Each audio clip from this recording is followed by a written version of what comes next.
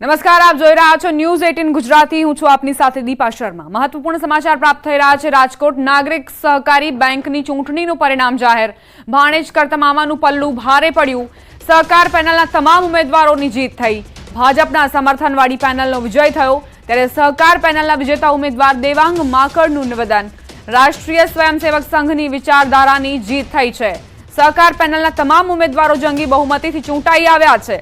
સહકાર પેનલના ઉમેદવારોની જીત બાદ સહકારી આગેવાન હંસરાજ ગજેરાએ કહ્યું, બેંકમાં ચાલી રહેલા સુશાસનનો વિજય થયો છે।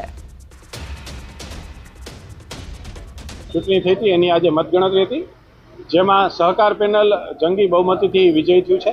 આ વિજય સંઘ પરિવારની વિચારધારાનો વિજય છે। હું તમામ ડેલિગેટ મિત્રો, તમામ સભાસદો, રાજકોટના તમામ રહેવાસીઓ, સંઘના સૌ વડીલો અને ભારતીય જનતા પક્ષના સૌ વડીલોનો આભાર માનું છું કે તેમને અમને સહયોગ કર્યો અને અમને સૌને આશીર્વાદ આપ્યા, જેના કારણે અમે આજે જંગી બહુમતીથી આખી સહકાર પેનલ વિજય બની છે। એવામાં રાજકોટની બેંક, રાજકોટ નાગરિક સહકારી બેંક, જે કોઓપરેટિવ જગતની અંદર અત્યારે 3જા નંબરનું સ્થાન જાળવી રહ્યું છે અને ડે બાય ડે એની પ્રોગ્રેસ થઈ રહી છે। છેલ્લા 6 મહિનાની અંદર અમે જે કાંઈ ટાર્ગેટ પ્રમાણે 10,000 કરોડ બિઝનેસ મિક્સમાં જવું હતું, એ ટાર્ગેટ એચીવ કરી લીધો। આટલા વખત ત્યાં 0 NPA થઈ રહ્યું છે। NPA અંદર મેં ઘણો ઘટાડો છે। સંવાદદાતા અંકિત જોડાઈ ગયા છે વધુ જાણકારી સાથે। અંકિત, નાગરિક બેંકની ચૂંટણીના પરિણામને લઈને શું વિગતો? ચોક્કસ, ખાસ કરીને વાત કરવામાં આવે તો 28 વર્ષ બાદ રાજકોટ નાગરિક સહકારી બેંકના ડિરેક્ટરોની ચૂંટણી યોજાઈ હતી અને 21 ડિરેક્ટરો પૈકી 6 ડિરેક્ટરો છે કે જે સહકાર પેનલના ઉમેદવારો હતા તે પ્રથમથી જ બિનહરીફ ચૂંટાઈ આવ્યા હતા અને તેના કારણે 15 ઉમેદવારો એટલે કે 15 ડિરેક્ટરોની બેઠકને લઈને 17 તારીખના રોજ મતદાનની પ્રક્રિયા યોજાઈ હતી। 320 કુલ મતદાતાઓ હતા, ત્યારે આજે સવારે 8 વાગ્યાથી મતગણતરીની પ્રક્રિયા શરૂ થઈ હતી। શરૂઆતમાં જે મહિલા અનામત બેઠક હતી તેમની મતગણતરી શરૂ કરવામાં આવી હતી અને સહકાર પેનલના બંને મહિલા ઉમેદવાર છે તે જંગી બહુમતી સાથે ચૂંટાઈ આવ્યા હતા અને ત્યારબાદ જે 13 બેઠકો માટેની મતગણતરી કરવામાં આવી હતી ને તમામ જે સહકાર પેનલના 21 ઉમેદવાર છે તે ચૂંટાઈને આવ્યા હોવાનું છે તે સામે આવ્યું છે। શરૂઆતથી જ ભારતીય જનતા પાર્ટી અને રાષ્ટ્રીય સ્વયંસેવક સંઘ દ્વારા આડકતરી રીતે જે સમર્થન છે તે સહકાર પેનલને જાહેર કરવામાં આવ્યું હતું ને ત્યારે સહકાર પેનલ અને સંસ્કાર પેનલના ઉમેદવારો વચ્ચે જે જંગ છે તે ખેલાયો હતો, પરંતુ આજે જે પરિણામ સામે આવ્યું છે તેમાં ભાણેજ કરતા મામાનું પલડું સવાયું ભારે સાબિત થયું છે અને તમામ ઉમેદવાર છે તે સહકાર પેનલના જીતી ચૂક્યા છે। 21 ઉમેદવાર છે તે સહકાર પેનલના ચૂંટાઈને આવ્યા છે।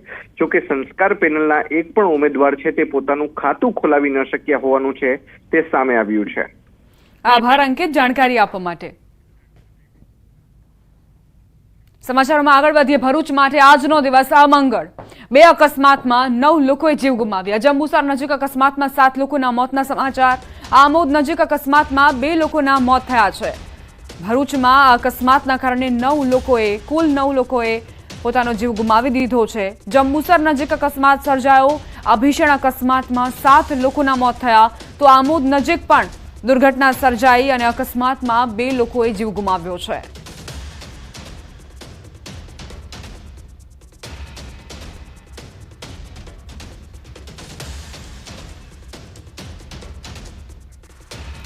ભરૂચમાં ગમખ્વાર અકસ્માતનો મૃત્યુઆંક 7 થયો। જંબુસરના મગણાદ ગામ પાસે અકસ્માત થયો હતો। ઉભેલી ટ્રકની પાછળ ઇકો કાર ટકરાઈ હતી। સારવાર દરમિયાન વધુ એકનું મોત થયું। કારમાં 10 લોકો સવાર હતા, જેમાં 7 લોકો મોતને ભેટ્યા। 3ની હજુ સારવાર ચાલી રહી છે। 2 મહિલા, 3 પુરુષ અને 2 વર્ષીય બાળકીનું મોત નીપજ્યું। મૃતકો વેદય સાંભા પાંચકડા ટંકારી ગામના રહેવાસી હોવાની જાણકારી છે। કારમાં સવાર લોકો શુક્લ તીર્થ ગામમાં મેળામાં દર્શન કરી ઘર તરફ જઈ રહ્યા હતા ત્યારે અકસ્માત થયો। ટક્કર એટલી ગંભીર હતી કે કારના પતરા ચીરીને મૃતદેહો બહાર કાઢવામાં આવ્યા। આ બનાવ બાદ જંબુસર ધારાસભ્ય DK સ્વામી સહિત અધિકારીઓ સ્થળ પર પહોંચ્યા હતા। ઘાયલોને જંબુસર સબ ડિસ્ટ્રિક્ટ હોસ્પિટલમાં ખસેડવામાં આવ્યા છે।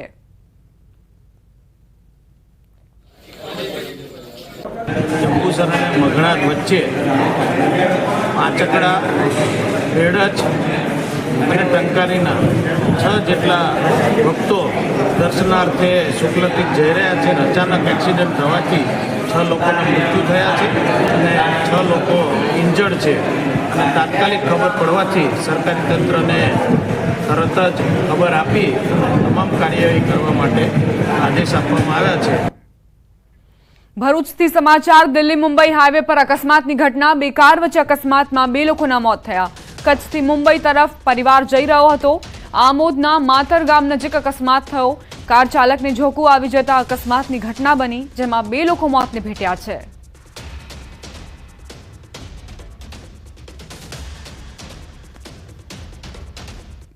અરવલ્લીના મોડાસામાં ખખડધજ રસ્તાઓને લઈને સ્થાનિકો ત્રાહિમામ પોકારી ઉઠ્યા છે. વારંવાર રસ્તા અંગે રજૂઆત કરાઈ હોવા છતાં કોઈ ધ્યાન આપવામાં ન આવતા આખરે સ્થાનિકોએ ચક્કાજામ કર્યું.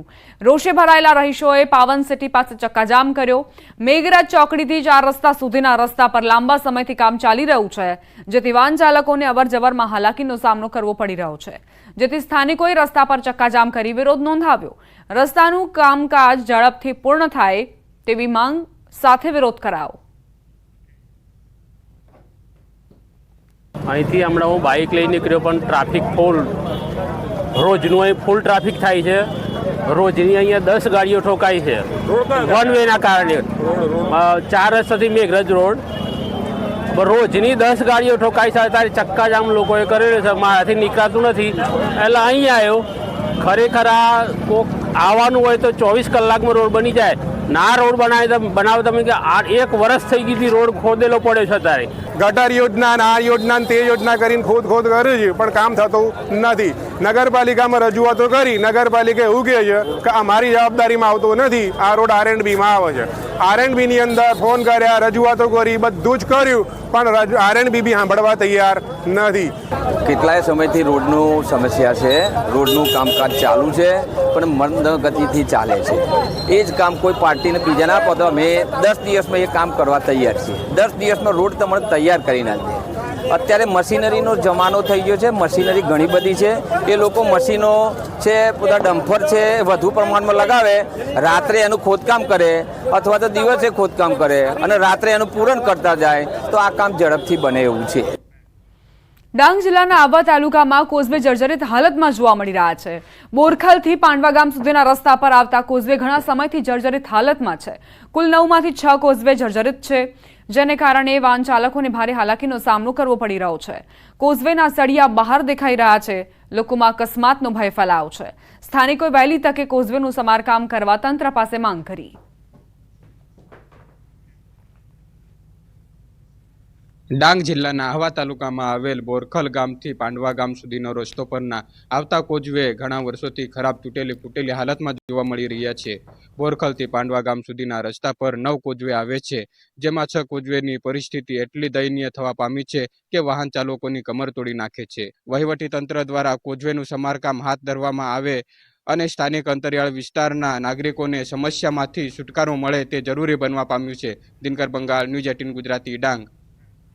સુરત પાલિકામાં પડતર પ્રશ્નોને લઈ વિરોધ પ્રદર્શન. સુરત સુધરાઈ સ્ટાફ મંડળે કર્મચારીઓના પડતર પ્રશ્નો અંગે ઉગ્ર રજૂઆત કરી. સાથે જ અધિકારીઓની કેબિનની બહાર થાળી વેલણ વગાડ્યા. પડતર પ્રશ્નોને લઈ સુધરાઈ કામદાર સ્ટાફ યુનિયન દ્વારા ઉગ્ર વિરોધ કરાયો. કર્મચારીઓ માંગ નહીં સ્વીકારાય ત્યાં સુધી વિરોધ માટેના વિવિધ કાર્યક્રમો કરશે.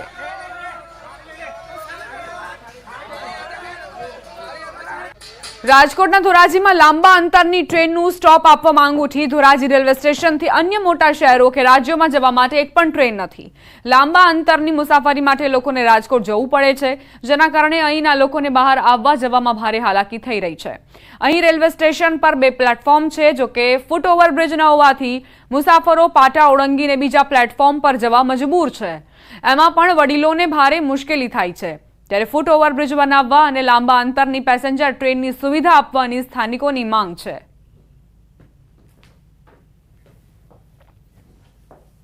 આજે આટલા ટ્રેક, આટલી સગવડતા, આટલી ઇલેક્ટ્રિશિયન કરેલું છે, જ્યાં એવે વખતે ટ્રેનોની ખરેખર ખૂબ જ જરૂરિયાત છે.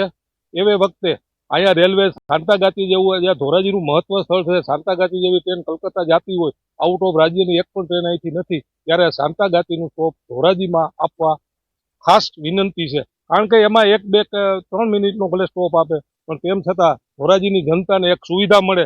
અમે અહીંયા ધોરાજીથી ક્યાંય લાંબી ટ્રેન જવું હોય, હરદુવાર છે, દિલ્હી છે કે કોઈ બી જગ્યાએ જવું હોય તો અમને અહીંથી સગવડતા પૂરી મળતી નથી, એટલે અમારે ટ્રાવેલ્સમાં રાજકોટ લગન જવું પડે છે. તો અમને કોઈ સુવિધા મળે અને અહીંયા ટ્રેન રોકાય એવી સુવિધા કરી દે. આના કરતાં તો પેલા મીટર ગેજ હતી ત્યારે સારી હતી. દિવસની ધોરાજીથી 8 થી 10 ટ્રેનો નીકળતી, એને બદલે બ્રોડ ગેજ થયા પછી ખાલી 2 ટ્રેન, અને એ આ બુલેટ ટ્રેનના જમાનામાં શું કેવું. અહીંથી ધોરાજી પેસેન્જર એસોસિએશને વારંવાર રજૂઆત કરી છે પણ કાને અથડાતી નથી. એટલે મહેરબાની કરીને ફરીને વેસ્ટર્ન રેલવે મેનેજરને મારી વિનંતી છે કે નવી ટ્રેનો ચાલુ કરે. ધોરાજીને પ્લાસ્ટિક ઉદ્યોગનું હબ માનવામાં આવે છે. કારખાનામાં અન્ય રાજ્યોમાંથી આવતા મજૂરો, ઉદ્યોગકારો અને વેપારીઓને ભારે પરેશાનીનો સામનો કરવો પડે છે. સ્થાનિકો ધોરાજી સાથે ઓરમાયું વર્તન થઈ રહ્યું હોવાનો આરોપ મૂકી રહ્યા છે. શહેર કોંગ્રેસ પ્રમુખે આ મુદ્દે સત્તાપક્ષ પર આરોપ મૂક્યા, જ્યારે ભાજપ નેતાએ પણ ટ્રેનનું સ્ટોપેજ આપવા માંગ કરી. આ મુદ્દે ફરીવાર સાંસદ ધારાસભ્યને રજૂઆત કરવાની તૈયારી દર્શાવી.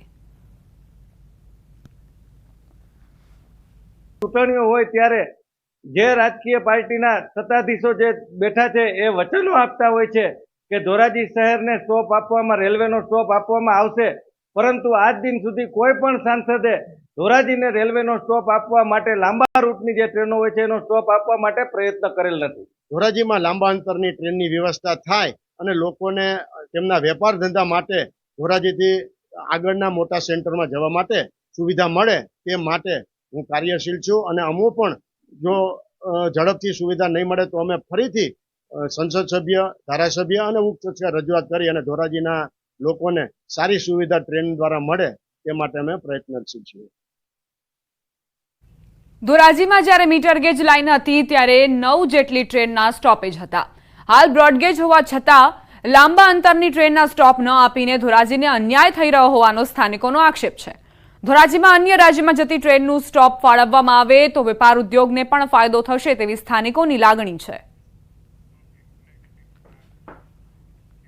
વડોદરાના માલસર ગામે દીપડાએ પશુનું મારણ કરતા ગ્રામજનોમાં ફફડાટ. નર્મદા બ્રિજ પાસે છેલ્લા ફળિયા નજીક દીપડો ત્રાટકતા ગ્રામજનોમાં ભયનો માહોલ છવાયો છે. મોડી રાત્રે ત્રાટકેલા દીપડાએ પશુપાલકના ઘરની બહાર બાંધેલા 3 મહિનાના ભેંસના પાડાનું મારણ કરી શિકારની મિજબાની માણી. સ્થાનિક રહીશો અને પશુપાલકોએ વન વિભાગને જાણ કરી દીપડાને પાંજરે પૂરવાની માંગ કરી છે.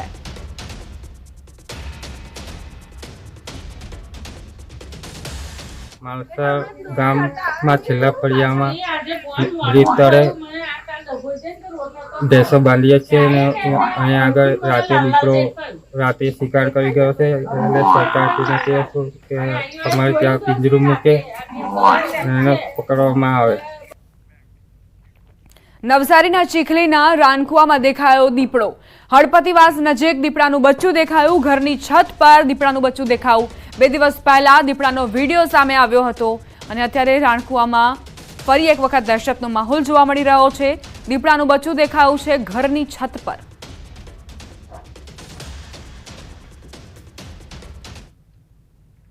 હવામાન નિષ્ણાંત અંબાલાલ પટેલે ઠંડીને લઈને મોટી આગાહી કરી. 21 નવેમ્બરથી ઠંડીનો રાઉન્ડ શરૂ થશે અને ડિસેમ્બરમાં ઠંડીનો ચમકારો વધશે.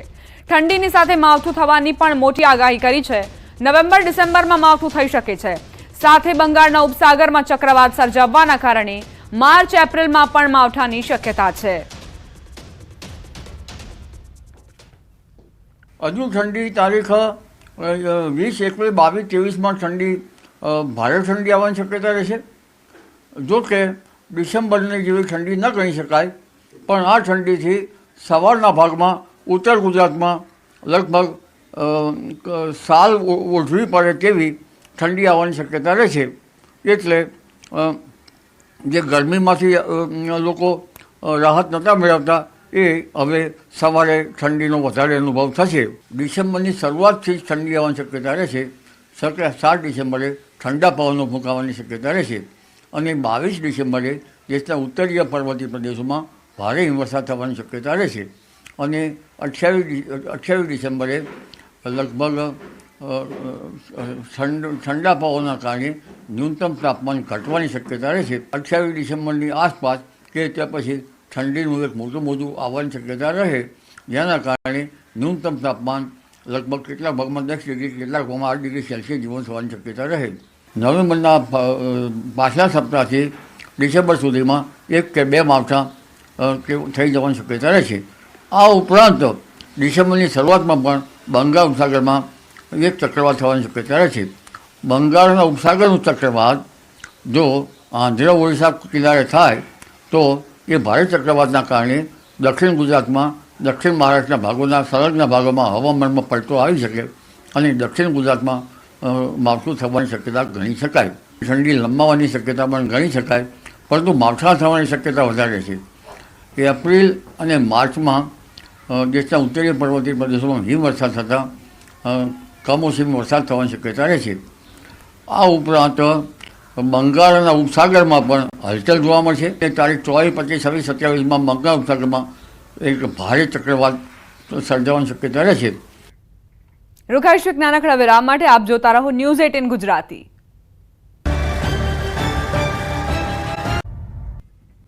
Welcome back. સુરત શહેરમાં ફરી રોગચાળો વકર્યો.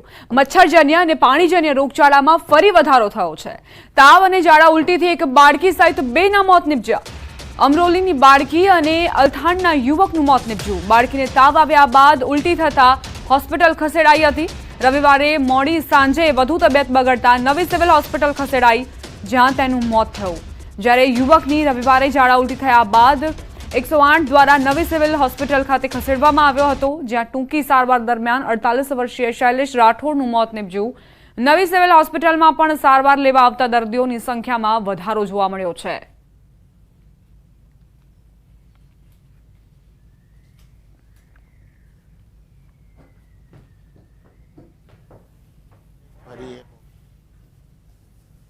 શરૂઆત થતાની સાથે જ ફરી એક વખત રોગચાળાએ પોતાનું માથું ઉંચક્યું છે. મચ્છરજન્ય અને પાણીજન્ય રોગોને લઈને સતત સુરત નવી સિવિલ હોસ્પિટલમાં દર્દીઓની સંખ્યામાં વધારો જોવા મળી રહ્યો છે. ખાસ કરીને પાણીજન્ય રોગોને લઈને ખાસ કરીને તાવ, ઝાડા ઉલટીના કેસોમાં વધારો થઈ રહ્યો છે. જ્યારે અમરોલી વિસ્તારની એક બાળા અને અલથાણ વિસ્તારના એક યુવકનું રોગચાળાને લઈને મોત થયું છે, જેને લઈને આરોગ્ય તંત્ર દોડતું થયું છે. આરોગ્ય તંત્રની બેદરકારી કહી શકાય કે આળસને લઈને ફરી વખત પાણીજન્ય રોગો સાથે મચ્છરજન્ય રોગોમાં વધારો થઈ રહ્યો છે. ઝાડા ઉલટીના કેસો જે રીતે વધી રહ્યા છે તેને લઈને હોસ્પિટલોમાં દર્દીઓની લાંબી કતારો જોવા મળી રહી છે. દ્રશ્યો જોઈ શકાય છે સુરત નવી સિવિલ હોસ્પિટલના. ખાસ કરીને સુરતનું ઉધના હોય, પાંડેસરા હોય, સચિન હોય, અમરોલી હોય, મોટા વરાછા વિસ્તાર કે જે શ્રમિક વિસ્તારો છે, આ વિસ્તારોમાં પાણીજન્ય રોગ સાથે મચ્છરજન્ય રોગોમાં જે રીતે વધારો થયો છે, ત્યારે તમામ વિસ્તારોમાં તંત્ર દ્વારા કામગીરીમાં આળસ રાખવામાં આવે છે, જેને લઈને આ રોગચાળો વધી રહ્યો છે. અને રોગચાળોને લઈને અત્યાર સુધીમાં 2 વ્યક્તિઓના મોત થયા છે. કહી શકાય અમરોલીની બાળા અને અલથાણ વિસ્તારના યુવકનું મોત થયું છે, જેને લઈને ફરી એક વખત તંત્ર દોડતું થયું છે. અને જે પ્રકારે પાણીજન્ય અને મચ્છરજન્ય રોગો વધ્યા છે તેને લઈને ચોક્કસ કહી શકાય કે હોસ્પિટલોમાં દર્દીઓની સંખ્યામાં સતત વધારો જોવા મળી રહ્યો છે. કેમેરામેન ભરત બ્રહ્મભટ્ટ સાથે કીર્તેશ પટેલ, ન્યૂઝ 18 ગુજરાતી. મહત્વપૂર્ણ સમાચાર. કેન્દ્રીય ગૃહમંત્રી અમિત શાહ ગુજરાત પ્રવાસે. ગાંધીનગરમાં ફિલા વિસ્ટા 2024નું ઉદઘાટન. મહાત્મા મંદિર ખાતે ફિલા વિસ્ટા 2024નું આયોજન. આ પ્રદર્શનમાં વિશિષ્ટ અને દુર્લભ સ્ટેમ્પ્સનો રસપ્રદ જગત જોવા મળશે. આ પ્રદર્શન 2 દિવસ 19 અને 20 નવેમ્બર 2024ના રોજ યોજવામાં આવ્યો છે. સવારે 11 કલાકથી સાંજે 6 વાગ્યા સુધી સામાન્ય જનતાના દર્શન માટે ખુલ્લું રહેશે. આ પ્રદર્શન દુર્લભ અને આકર્ષક સ્ટેમ્પ સાથે પોતાની કલેક્શનનો વિસ્તૃત કરવાની અનોખી તક પ્રદાન કરે છે. મહાત્મા મંદિરમાં ફિલા વિસ્ટા 2024નું આયોજન. ગૃહમંત્રી અમિત શાહ અહીં જાણકારી મેળવી રહ્યા છે, કારણ કે અલગ અલગ સ્ટેમ્પ્સની પ્રદર્શની અહીં મૂકવામાં આવી છે. લોકો પોતાનું કલેક્શન પણ અહીં રજૂ કરી શકે છે, તે માટે જ આયોજન કરવામાં આવ્યું છે. વિશિષ્ટ સ્ટેમ્પ્સનો ખજાનો અહીં જોવા મળશે અને સાથે જ દુર્લભ સ્ટેમ્પ્સનો આ રસપ્રદ ખજાનો જોઈને તમને પણ કંઈક અલગ અનુભૂતિ થશે. સામાન્ય જનતા માટે સાંજના 6 વાગ્યા સુધી આ પ્રદર્શન ખુલ્લું રહેશે. ગૃહમંત્રી અમિત શાહ જેઓ મુખ્યમંત્રી સાથે પહોંચ્યા છે, તેમને પણ ભેટ આપવામાં આવી છે અને તે જોઈને, તે નિહાળીને પણ તેઓ આનંદિત થયા છે. ગૃહમંત્રી અમિત શાહનો 2 દિવસનો ગુજરાત પ્રવાસ, જેમાં તેઓ આજે વિકાસ કાર્યોનું પણ લોકાર્પણ કરવાના છે, પરંતુ તે પહેલા તેઓ પહોંચ્યા છે ફિલા વિસ્ટા 2024ના પ્રદર્શનમાં. તેમના હસ્તે જ ઉદ્ઘાટન કરવામાં આવ્યું અને હવે એ કાર્યક્રમની શરૂઆત થઈ ચૂકી છે. ગૃહમંત્રીની સાથે મુખ્યમંત્રી ભૂપેન્દ્ર પટેલ પણ ઉપસ્થિત. અને આ જે પ્રદર્શન છે તે એટલા માટે પણ ખાસ છે કારણ કે સામાન્ય જનતા અહીં અલગ અલગ જે સ્ટેમ્પ્સ છે તેની પ્રદર્શની પણ જોઈ શકશે અને કંઈક અલગ અનુભૂતિ તેઓ કરી શકશે. ગૃહમંત્રીની સાથે મુખ્યમંત્રી પણ હાજર અને તેઓ જાણકારી મેળવી રહ્યા છે કે અલગ અલગ જે લોકો છે તેમની પાસે કયા કયા સ્ટેમ્પ્સ છે, કયું કયું કલેક્શન તેમની પાસે છે. ગાંધીનગરના નેશનલ ડિફેન્સ યુનિવર્સિટીમાં સવારે 11:30 વાગે 50મી અખિલ ભારતીય પોલીસ વિજ્ઞાન પરિષદમાં પણ તેઓ ભાગ લેવાના છે. પરંતુ તે પહેલા ફિલાવિસ્ટા 2024નું ઉદ્ઘાટન તેમના હસ્તે કરવામાં આવ્યું. મહાત્મા મંદિરના દાંડી કુટીરમાં આ પ્રદર્શનનું આયોજન કરવામાં આવ્યું છે, જેમાં ગૃહમંત્રી અમિત શાહ અને મુખ્યમંત્રી ભૂપેન્દ્ર પટેલ. આજે ભૂતપૂર્વ પ્રધાનમંત્રી ઇન્દિરા ગાંધીની જન્મ જયંતિ છે, ત્યારે પ્રધાનમંત્રી નરેન્દ્ર મોદીએ તેમના જન્મદિવસ નિમિત્તે ટ્વીટ કરીને શ્રદ્ધાંજલિ પાઠવી હતી. તેમણે પૂર્વ પ્રધાનમંત્રી ઇન્દિરા ગાંધીએ જે ભાગ ભજવ્યો હતો ભારતીય રાજકારણમાં, તેમના જે કામો છે તેમને પણ યાદ કર્યા અને શ્રદ્ધાંજલિ અર્પણ કરી. શ્વેત ક્રાંતિના પ્રણેતા એવા ડોક્ટર વર્ગીસ કુરિયનના જન્મદિવસે નેશનલ મિલ્ક ડે તરીકે ઉજવણી કરાઈ છે.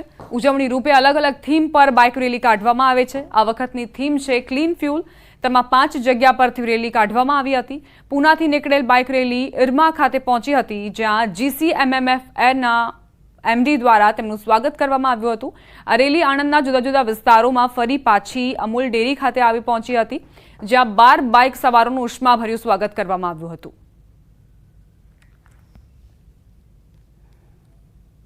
જણાવતા ખૂબ આનંદ થાય છે કે નેશનલ મિલ્ક ડેના ઉપલક્ષે કરેલી આ ક્લીન ફ્યુઅલ બાઇક રેલી જે પૂના 3 દિવસ પહેલાં જેનું ફ્લેગ ઓફ થયું હતું, આજે આણંદ પહોંચી છે. Anand milk city of India છે અને અહીંયા જે બધી સંસ્થાઓ ડેરી ઇન્ડસ્ટ્રી સાથે જોડાયેલી છે, આપણી અમૂલ ડેરી છે જેની શરૂઆત થઈ, Amul milk marketing federation, Amul dairy થકનું મોડેલ આખા દેશમાં જેને પ્રચાર કર્યો તો national dairy development board, Anandalaya school, IDMC અને આજે અહીંયા ઇન્સ્ટિટ્યૂટ ઓફ રૂરલ મેનેજમેન્ટ ખાતેથી તેનું ફ્લેગ ઓફ થઈ રહ્યું છે. આપણા 12 જે સંસ્થાની સાથે કામ કરનારા અધિકારીઓ છે તેઓ બાઇક ચલાવે છે. આ સાથે જ બુલેટિનમાં અત્યારે બસ આટલું જ. વધુ અપડેટ્સ માટે આપ જોતા રહો News 18 ગુજરાતી.